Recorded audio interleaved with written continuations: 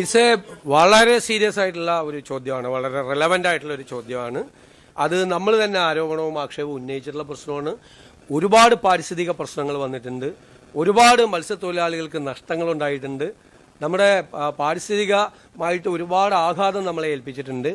അതുകൊണ്ട് അതിനെ തുടർന്ന് അന്നത്തെ ഗവൺമെൻറ് സ്വീകരിച്ച നടപടികൾ മുഴുവൻ ഉറപ്പായി പരിശോധിച്ച് വേണ്ടി വന്നാൽ അഡ്മിറാൽറ്റി സൂട്ട് അമെൻഡ് ചെയ്ത് ഇപ്പോൾ ഫയൽ ചെയ്തേക്കുന്ന അഡ്മിറാൽറ്റി സൂട്ട് അത് തന്നെ അന്നത്തെ പ്രതിപക്ഷത്തിൻ്റെ കൂടെ സമ്മർദ്ദം കൊണ്ടാണ് ഈ അഡ്മിറാൽറ്റി സൂട്ട് തന്നെ ഫയൽ ചെയ്ത് മടിയായിരുന്നു ചെയ്യാൻ വേണ്ടിയിട്ട്. എന്താണെന്ന് എനിക്കിപ്പോഴും അറിയില്ല.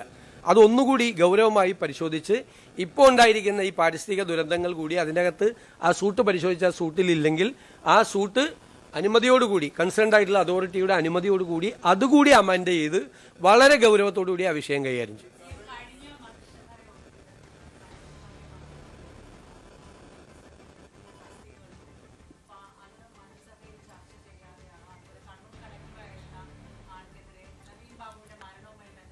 ഇതെല്ലാം ഭരണപരമായ തീരുമാനങ്ങളാണ്. ഇതിൻ്റെ അകത്ത് ആദ്യം എടുത്തിരിക്കുന്നത് കളക്ടർമാരുടെ ഡ്യൂ വന്നു, ഓഫീസേഴ്സ് എല്ലാം റെഡിയാവുന്നേ ഉള്ളൂ.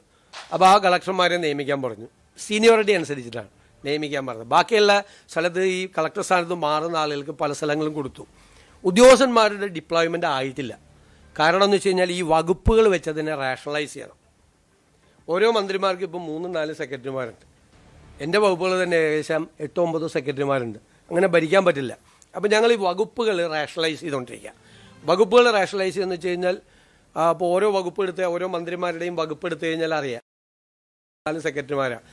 ഉദ്യോഗസ്ഥന്മാരുടെ ക്ഷാമമുണ്ട് കേരളത്തിൽ IASകാരുടെ ക്ഷാമമുണ്ട്.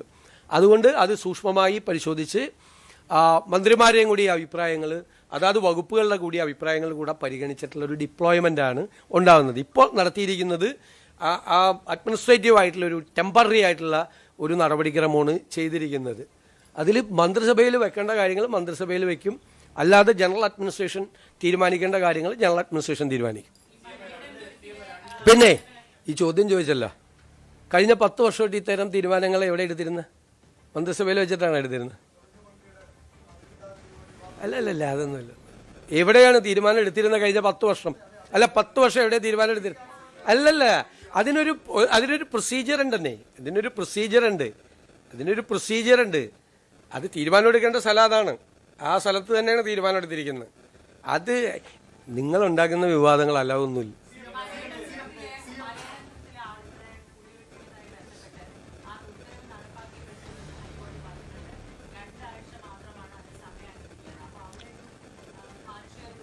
തീർച്ചയായിട്ടും നല്ല ചോദ്യം. അതിൻ്റെ അകത്ത് ഏറ്റവും രസകരമായിട്ടുള്ള കാര്യം അവിടെ ഒരു സമരം ഇപ്പോൾ നടക്കുന്നുണ്ട്. ഞാൻ ഞെട്ടിപ്പോയി ആ സമരം കണ്ടിട്ട്. മുൻ മന്ത്രിസഭയിലെ 2 അംഗങ്ങൾ അവിടെ പോയി സമരം ഇരുന്നു. ഈ സംഭവം നടക്കുന്നത് ഞങ്ങൾ സത്യപ്രതിജ്ഞേൻ്റെ അടുത്ത ദിവസമല്ലേ അല്ലേ? അത് 15ാമത്തെ പോക്കാണ് അവർ റിക്കവറി നടത്താൻ വേണ്ടിയിട്ട് പോകുന്നത്, ജപ്തി ചെയ്യാൻ വേണ്ടിയിട്ട് പോകുന്നത്. ജപ്തിയല്ല, അവരെ അവിടുന്ന് ഒഴിപ്പിക്കാൻ വേണ്ടി, എവിക്ഷന് വേണ്ടി പോകുന്നത്. കഴിഞ്ഞ ഗവൺമെൻറ് ഇരുന്ന സമയത്ത് 14 പ്രാവശ്യം കോടതി ഉത്തരവനുസരിച്ചിട്ട് ഇവരെ ഒഴിപ്പിക്കാൻ വേണ്ടി പോയിട്ടുണ്ട്. 14 പ്രാവശ്യം. ആ ഗവൺമെൻറ് ഒരു ചെറുവിരൽ ഈ വിഷയം തീർക്കാൻ വേണ്ടി എടുത്തിട്ടില്ല. ചെറുവിരൽ അനക്കിയിട്ടില്ല. ഒരു നടപടി സ്വീകരിച്ചിട്ടില്ല. അതൊരു പ്രൈവറ്റ് കേസാണെന്നുള്ളതാണ്. പ്രൈവറ്റ് കേസാണ്. സ്വകാര്യ വ്യക്തി അവർക്കെതിരായിട്ട് അവരുടെ സ്ഥലം കയറിയെന്ന് പറഞ്ഞ് കൊടുത്തിരിക്കുന്ന കേസാണ്. 14 പ്രാവശ്യവും ഇത് അന്വേഷിക്കാത്ത ആളുകൾ ഞങ്ങളുടെ ഗവൺമെൻറ് വന്ന് പിറ്റേ ദിവസം 15ാമത്തെ പ്രാവശ്യം സുപ്രീം കോടതിയും കൂടി ചെയ്തേക്കുന്ന ഉത്തരവാണ്. പോയപ്പോൾ ഇപ്പോൾ ഭയങ്കര സമരം. ഞങ്ങൾ ആ ഗവൺമെൻറ് ചെയ്ത പോലെ 14 പ്രാവശ്യവും നിരുത്തരവാദിത്തപരമായ നിലപാടെടുത്ത കഴിഞ്ഞ ഗവൺമെൻറ്റിൻ്റെ നിലപാടല്ല ഞങ്ങളെന്താ ചെയ്തത്? അടിയന്തരമായി എറണാകുളം ജില്ലയിൽ നിന്നുള്ള മന്ത്രി, ഉന്നത വിദ്യാഭ്യാസ വകുപ്പ് മന്ത്രി റോജി എം ജോണിനെ കൊണ്ട് മീറ്റിംഗ് വിളിപ്പിച്ചു. ഞങ്ങൾ പരിശോധിച്ച് എന്ത് ചെയ്യാൻ പറ്റുമെന്ന്. ഞങ്ങളുടെ തീരുമാനം എന്താണെന്നറിയാമോ? കോടതി ഉത്തരവ് നടപ്പാക്കിയാൽ ആ 8 കുടുംബങ്ങൾ വഴിയാധാരമാകില്ല. അതാണ് തീരുമാനം. അതിലവരോട് ഞങ്ങളൊരു പ്രപ്പോസൽ വെച്ചു. അവർക്ക് കോടതി ഉത്തരവല്ലേ, നടപ്പാക്കിയാൽ നിങ്ങൾക്ക് പകരം സ്ഥലവും പകരം വീടും തന്ന് അവരെ ഞങ്ങൾ പുനരധിവസിപ്പിക്കും, അവരെ തെരുവിലേക്ക് വിടില്ല. ഇങ്ങനൊരു തീരുമാനം കഴിഞ്ഞ ഗവൺമെൻറ് എടുത്തിട്ടുണ്ടോ? 14 പ്രാവശ്യം വന്നിട്ടും ഒറ്റ പ്രാവശ്യമാണ് ഞങ്ങളുടെ ഗവൺമെൻറ്റുള്ളപ്പോൾ ഈ സംഭവം വന്നത്. ഞങ്ങൾ ആരൊക്കെയായിട്ട് സംസാരിച്ചിട്ടുണ്ടെന്നറിയോ? ഇതിൻ്റെ അകത്ത് ഈ വിക്ടിംസ് ആയിട്ടുള്ള ആളുകൾ, ഇരകളായിട്ടുള്ള ആളുകൾ, അവർക്കെതിരായിട്ട് കേസ് കൊടുത്തിട്ടുള്ള വ്യക്തിയായിട്ട് ഞങ്ങൾ സംസാരിച്ചു, ഒരു സെറ്റിൽമെൻറ്റിന് വേണ്ടിയിട്ട്. ഈ ചുരുങ്ങിയ 2-3 ദിവസങ്ങൾക്കുള്ളിൽ ഈ ഗവൺമെൻറ് ചെയ്തതാണ്. 2 കൂട്ടരുമായിട്ട് സംസാരിച്ചു. AGയോട് അതിൻ്റെ നിയമപരമായ പൊസിഷൻ പരിശോധിക്കാൻ പറഞ്ഞു. ഏതെങ്കിലും തരത്തിൽ ഗവൺമെൻറ്റിനെ ഇടപെടാൻ പറ്റുമോ എന്ന് പരിശോധിക്കുകയാണ്. കുറച്ച് സമയം കൂടി ലഭ്യമാകുമോ എന്ന് പരിശോധിക്കുകയാണ്. ഇങ്ങനെയാണ് ഒരു ഗവൺമെൻറ് ഒരു വിഷയം വന്നപ്പോൾ റെസ്പോണ്ട് ചെയ്തത്. ഞാൻ അത്ഭുതപ്പെട്ടു പോയി.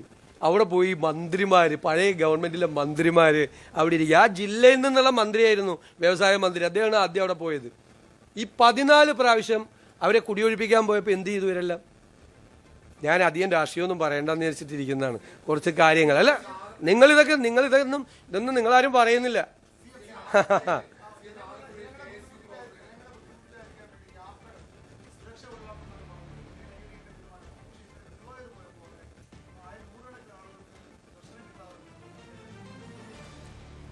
ഈ ഗുരുവായൂർ അങ്ങനെ ഒരു സംഭവം ഉണ്ടായിട്ടില്ല. ഇത് തെറ്റായ വാർത്തയാണ്. ആദ്യമായിട്ടല്ലല്ലോ ഒരു മുഖ്യമന്ത്രി ഗുരുവായൂർ ദർശനത്തിന് പോകുന്നത്, ആണോ? ഇനി കേട്ടോ, കേരളത്തിൻ്റെ ചരിത്രത്തിൽ ആദ്യമായിട്ട് മുഖ്യമന്ത്രിയുടെ കൂടെ 4 പേരെ ഉണ്ടായിരുന്നുള്ളൂ. അത് അവിടുത്തെ ഒരാളായിരുന്നു, അവിടുത്തെ അഡ്മിനിസ്ട്രേറ്റർ ആയിരുന്നു ഒരാൾ. എൻ്റെ കൂടെ ഒരു ഗൺമാൻ മാത്രമാണ് ഉണ്ടായിരുന്നത്. പിന്നെ അവിടെ ഉണ്ടായിരുന്ന സാധാരണ ഞാൻ ഗുരുവായൂരിൽ ദർശനം നടത്താൻ പോകുമ്പോൾ എൻ്റെ കൂടെയുള്ള ആൾ 4 പേര്. ഇനി ഞായറാഴ്ച അവിടെ VIP ദർശനം ഇല്ല.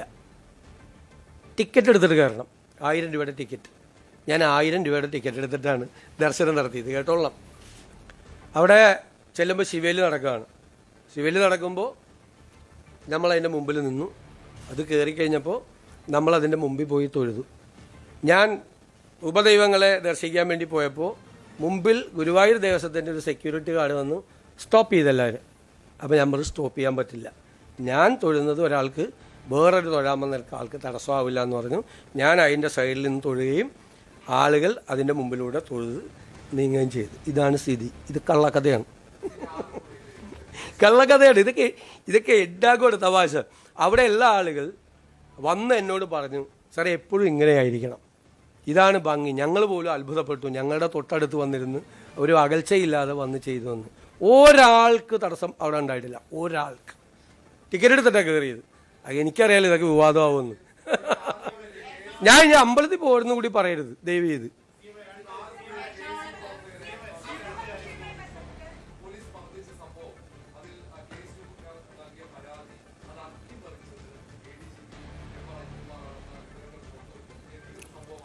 അത് SIT അന്വേഷിച്ചുകൊണ്ടിരിക്കുകയല്ലേ, ഞാൻ അതിൻ്റെ ഇടയിലേക്ക് ഇങ്ങനെ കമൻറ്റ് പറയണം.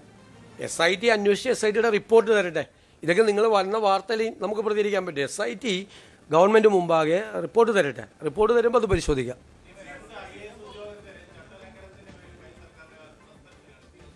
അത് തീർച്ചയായിട്ടും പരിശോധിച്ചുകൊണ്ടിരിക്കാം. നടപടി അതിൻ്റെ അകത്ത്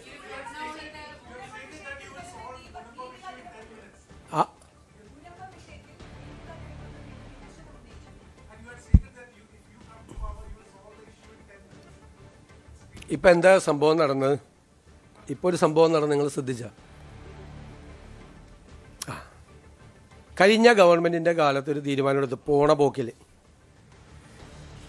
മുനമ്പം ഞാനൊരു വാചകം പറയുന്നുണ്ടായിരുന്നു. അവിടെ 2 മതവിഭാഗങ്ങളെ ശത്രുക്കളാക്കാൻ വേണ്ടി നടത്തുന്ന ഒരു ശ്രമമാണ് അവിടെ നടന്നത്. അതിന് അന്നത്തെ സർക്കാർ കൂട്ടുനിന്നു പറഞ്ഞില്ലേ. ഇവരെല്ലാവരും അവിടെ ചെന്ന് പറഞ്ഞാൽ എന്താ, ഞങ്ങൾ നിങ്ങളെ കുടിയൊഴിപ്പിക്കില്ല അല്ലേ. ഇപ്പോൾ പോണ പോക്കിൽ വഖഫ് ബോർഡ് ചെയ്തതെന്താ? ഏത് വഖഫ് ബോർഡാണ്? ഞങ്ങൾ വെച്ചിട്ടില്ലല്ലോ വഖഫ് ബോർഡ്.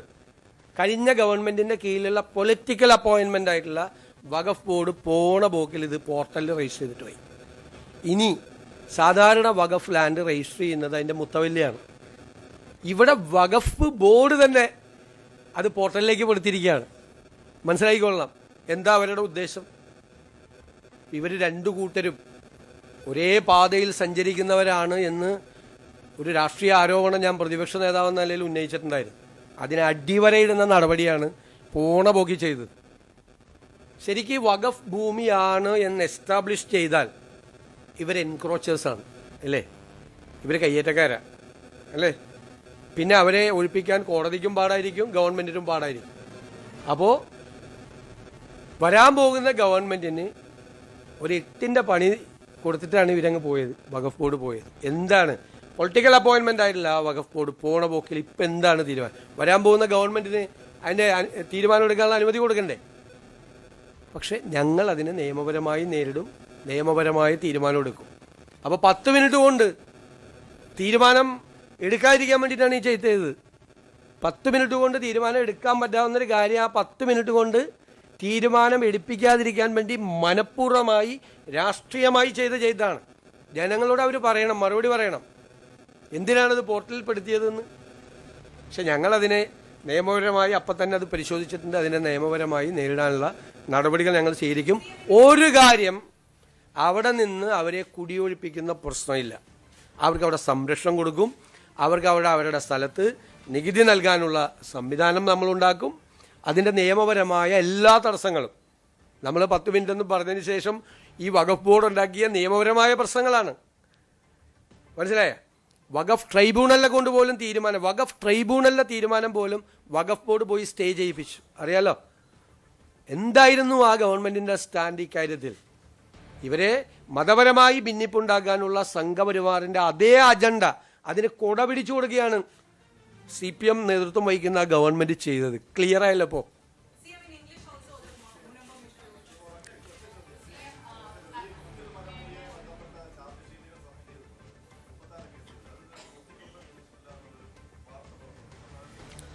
അല്ലല്ല, അതെല്ലാം പരിശോധിക്കും. അതൊക്കെ ഭരണപരമായ കാര്യങ്ങളാണ്, പരിശോധിക്കും.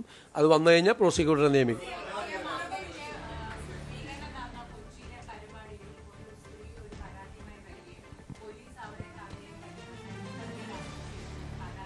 എനിക്കറിയില്ല, എൻ്റെ ശ്രദ്ധയിൽപ്പെട്ടിട്ടില്ല, അന്വേഷിക്കും.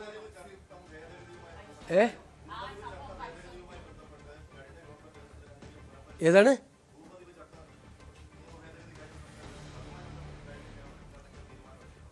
ഇല്ല, കഴിഞ്ഞ തീരുമാനം എടുത്തിട്ടില്ല. നമ്മളിപ്പോൾ ഒരു പോളിസിയൊക്കെ നമ്മൾ ഡിക്ലെയർ ചെയ്യാൻ പോകണല്ലോ. നമ്മൾ ഭൂമി പ്രശ്നങ്ങളിൽ ഒക്കെയുള്ള നമ്മൾ തന്നെ നമ്മുടെ മാനിഫെസ്റ്റോയിൽ തന്നെ ലാൻഡ് റീഫോംസ് ആക്ട് എല്ലാം നമ്മൾ അമെൻഡ് ചെയ്യുമെന്ന് പറഞ്ഞിട്ടുണ്ട്. വലിയ മേജറായിട്ടുള്ള അമെൻമെൻറ്റ്സ് വരുവാണ്. ഭൂനിയമങ്ങളിൽ വലിയ ജനങ്ങളെ ബുദ്ധിമുട്ടിക്കാതിരിക്കാൻ വേണ്ടിയിട്ട്, അവരുടെ പ്രശ്നങ്ങൾ ലഘൂകരിക്കാൻ, അതിന് പരിഹാരം ഉണ്ടാക്കാൻ വേണ്ടി ഇടുക്കിയിലൊക്കെ വലിയ ഗൗരവമേറിയ ഭൂപ്രശ്നങ്ങളാണുള്ളത്. അപ്പോൾ ഭൂനിയമങ്ങളിൽ ഞങ്ങൾ നന്നായി സ്റ്റഡി ചെയ്ത് വളരെ പെട്ടെന്ന് തന്നെ ആ ഭൂനിയമങ്ങളിൽ ആവശ്യമായ മാറ്റങ്ങൾ വരുത്തും. നെല്ല് സംഭരണത്തിൻ്റെ ഇപ്പോൾ മിനിസ്റ്റേഴ്സിൻ്റെ യോഗം കൂടി അവരുടെ റിപ്പോർട്ട് തന്നിട്ടുണ്ട്. അത് പരിഗണിച്ച് എത്രയും പെട്ടെന്ന് തീരുമാനങ്ങൾ എടുക്കും.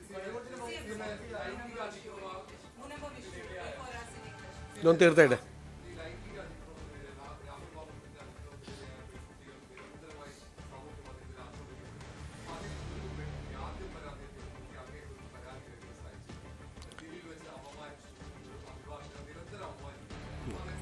ഇത് എല്ലായിടത്തും നടക്കുന്നതാണല്ലോ. നമ്മുടെ ശ്രദ്ധയിൽപ്പെട്ടാൽ നമ്മൾ നടപടി സ്വീകരിക്കും.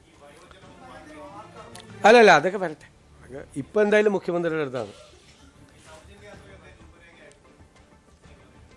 ജൂൺ 15 തുടങ്ങും, അതിനു മുമ്പ് പ്രഖ്യാപിക്കുമെന്ന് പറഞ്ഞില്ലേ? ടെൻഷനായ?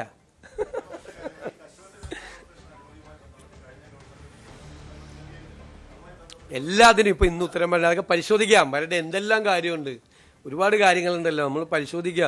ഒന്ന് ഇരുന്നല്ലേ ഉള്ളു, ഒന്ന് ചാരി പോലും ഇരുന്നിട്ടില്ല. അതിനു മുമ്പ് അതൊക്കെ ധനകാര്യ വകുപ്പ് വരുമാനം വർദ്ധിപ്പിക്കാൻ വേണ്ടിയിട്ടുള്ള നടപടികൾ സ്വീകരിക്കും. നികുതി വെട്ടിപ്പിനെയൊക്കെ കർശനമായി നേരിടും. നികുതി സർക്കാർ തരേണ്ട നികുതി ആരെങ്കിലും തരാതിരുന്ന ആരായാലും അതിനൊന്നും ഒരു വിട്ടുവീഴ്ച ഉണ്ടാവില്ല. കർശനമായ നടപടികൾ സ്വീകരിക്കും.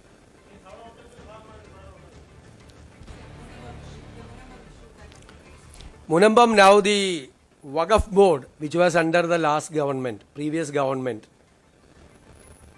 they have taken a decision to register that Munambam controversial land. മുഖ്യമന്ത്രി VD സതീശനാണ് മാധ്യമങ്ങളെ കണ്ടത്. കൂടുതൽ വാർത്തകൾക്ക് News 18 Keralam YouTube channel subscribe ചെയ്യുക.